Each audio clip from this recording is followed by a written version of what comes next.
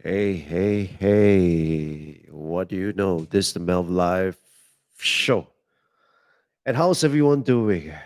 And today I want to talk to you about something that it's really, really important. I mean, it is so important that if you get this wrong, you're not going to be in business for very long. And what am I talking about here? What I'm talking about here is how to get all the customers that you want, not you need, but the one that you want.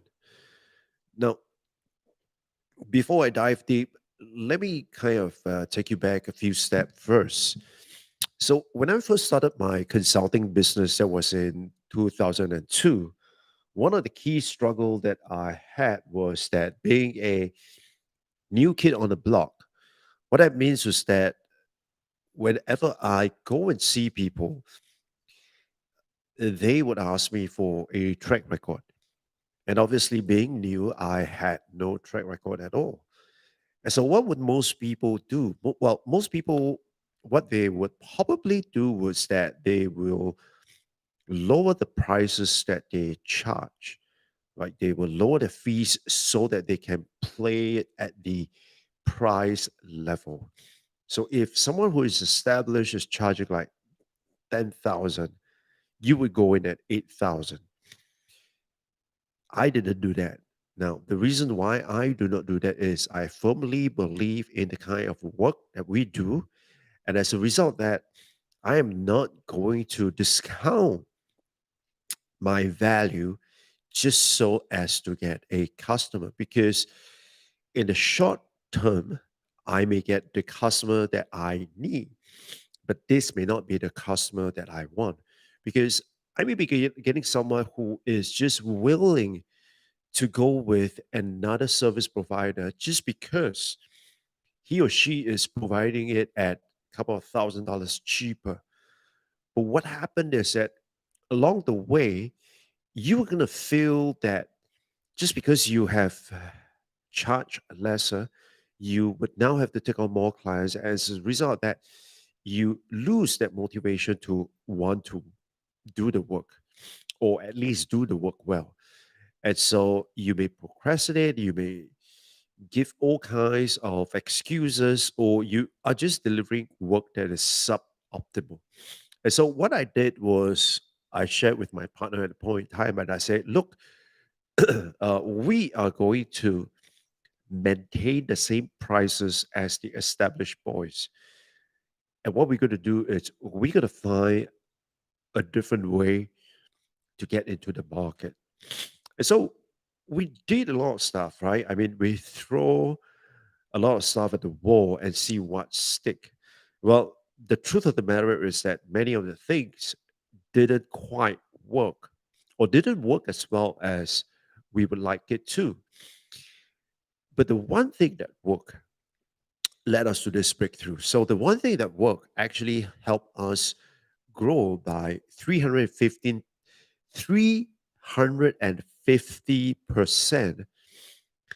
within 6 months itself. And how we did that was simply this. Well, we recognized that there were certain things that the current boys, the established boys, wouldn't do. And so what we did was we went in and we did that. Now, of course, we were smart enough to calculate the opportunity cost that is going to require us to do something like that. And as a result, that we were successful because within that 6 months itself, we were able to get 18 clients, and each client was paying us anywhere between $10,000 to $18,000 for a single project itself. Now, so from that momentum, we began to get the attention of a a different group of people, and with that itself, they started to get us to come on board and to share with them, share with the various organizations in terms of the work that we do. However, we didn't do it as a pro bono thing. We were actually paid to conduct a series of workshops for this type of organizations. And lo and behold, I remember telling my partner at a point in time, I said, look, never see this as a training session, but see this as a paid marketing campaign. And when I say paid marketing campaign, it's not that we are paying to market to this group of people. No, what I'm saying is that we are being paid to market to this group of people. Now, that may sound ridiculous, right? So, how does it actually work? So, how it works is like this: when this group of people kind of rally all the different organizations to come together and to have us walk them through a series of workshops, what that did was that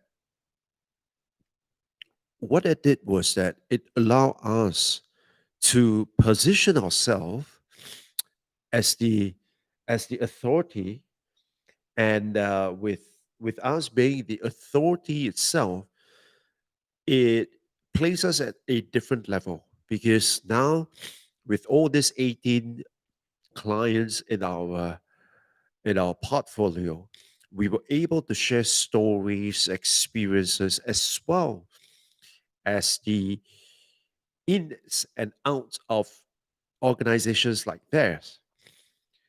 And that really was able to help them see the value of what we can do with them. And so when we went down, essentially, what we were doing is we were essentially educating the this group of companies. And as we educate this group of companies and organizations, they then get to experience quick results with us. And by getting quick results with us, they are then addicted to the process of getting even more results. And so that's where it's spin off. So, as an example that I could give you, that in 2018, what I did was I created a total of 184 videos on LinkedIn in 2018. I just beat that record because now this is episode 202. And so what I did in in 2018 was to create that whole library of digital assets. And now with those digital assets itself, I was able to use those digital assets to educate my possible customers, prospects, as well as to get people to pay attention to what I want to say. And why would they want to pay attention to what I want to say? Is because inevitably, whatever I share in the video itself is going to help them, just like ones like this. So if you are in the process of building or looking to stop trading time for money and want to achieve the live freedom, then this is the channel that you want to pay attention to, because this is where I share the strategies that I have implemented and refine, and some of the insights I will share with you here on this channel itself. So if you haven't already subscribed, make sure you subscribe to the channel or wherever you're watching it from.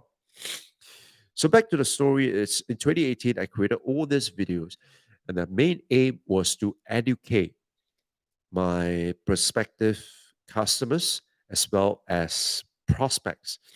At the same time, it's also to educate my partners, people who I will work collaboratively, and this is how I will able to help them, in their work itself.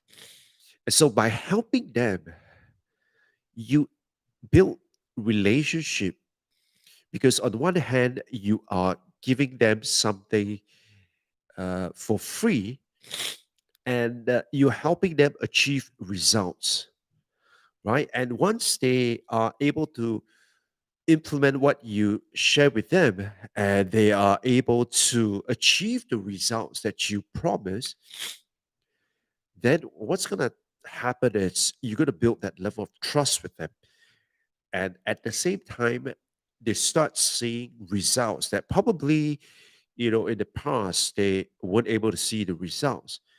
And so, what that really worked for you is that you then become able to be the person who is able to deliver the results with them. And so, if they are going to look for a service provider or a consultant or someone who can help them, who are they going to look to? Well, obviously, they're going to come to you, because you are the one who have taught them what to do selflessly without asking a single dollar from them. Number two, you were able to help them achieve results that they hadn't been able to achieve, either on their own or with somebody else. And so now it's a time whereby you are able to build that community and to be able to listen to what exactly is it that they are looking for, and then to be able to help them achieve their goals. Right. And friends, so that is the way that I have been using to help me get all the business and all the what you might call it, all the customers that I want. Now, I say, it's not the customer that I need, but it's the customer that I want. And why do I use that distinction? Is because when you think about, or when you talk about the customer that you need, you say that I just need X number of customers to meet this revenue goal. And if I'm able to meet this revenue goal, I would then be able to, keep afloat. And inevitably, sometimes those customers are the wrong customers to have. So, as an example, if I were to undercut the established boys just so that I can get my foot in, or perhaps not the entire foot, just a toe in, what I have done is that I may attract people who are cost sensitive. And so, at the drop of a hat, if someone offers them a even cheaper alternative, they are going to take it, because they are not loyal to you, and they don't really care about quality. They just care about, well, if I can get this done for the cheapest price, that's what I'm going to do. And so it's not about the customers that you want, but it's about the customer that you need. So if we kind of backward engineer this entire thing itself, number one thing that you have to do is to identify who are the ideal customer that you want to work with. I mean, this group of people are the ones that even if they are not paying you, you are more than willing to work with them. Sounds ridiculous, but it's true. It means that these are the group of people that you enjoy working with, you enjoy hanging out with, you enjoy contributing to them, and you truly want to see them grow. You have the best interest at heart. You're not just wanting to get into a contractual agreement with them so that you can make some money off them.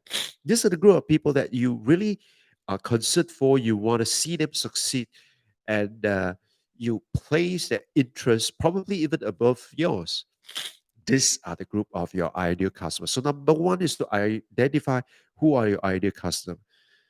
Number two is then to find out what is it that it's holding this group of people back. I mean, what are the major impediments to their success? What is the thing that, the biggest challenge that they face?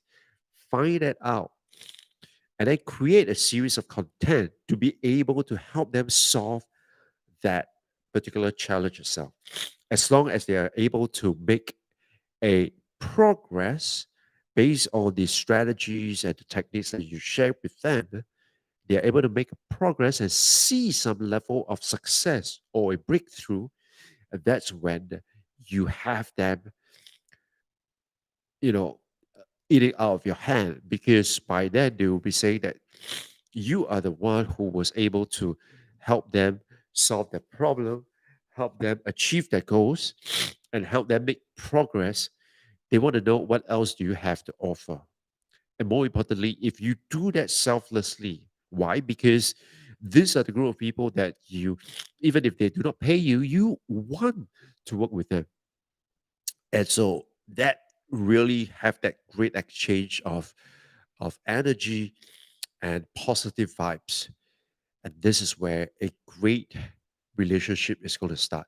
Now, once that great relationship starts, it's going to be the beginning of the flywheel that you are going to build, because then they are able to gonna this gonna be able to gonna say that I want to work with you, and I want other people to work with you because you have placed my interest over yours, and you have seen you help me grow. I want to help you grow as well. And so that creates that flywheel effect, and that is where you can get all the customer you want. Well, if you got a question or anything that you want to find out more about this channel or building this 1 person, 1 million all digital business, make sure you leave a comment leave your questions in the comment. I read every single one of them. And like I said, for those of you who have been leaving me spam comments, watch out because I'm coming for you. And with that, I thank you so much for watching, and I see you guys on the next one. Oh, by the way, one more thing. Let me know what you think about this setup. Let me know what you think about this whole structure of the program itself. You like it? You do not like it? What do you think can be improved? Or is there anything that you would like me to go in depth or behind the scene about this setup or this show itself? If you have, leave your questions in the comments, and probably I will make a series of videos about this. With that, thank you so much for watching, and I'll see you guys on the next one. Stay safe and be safe. Bye bye.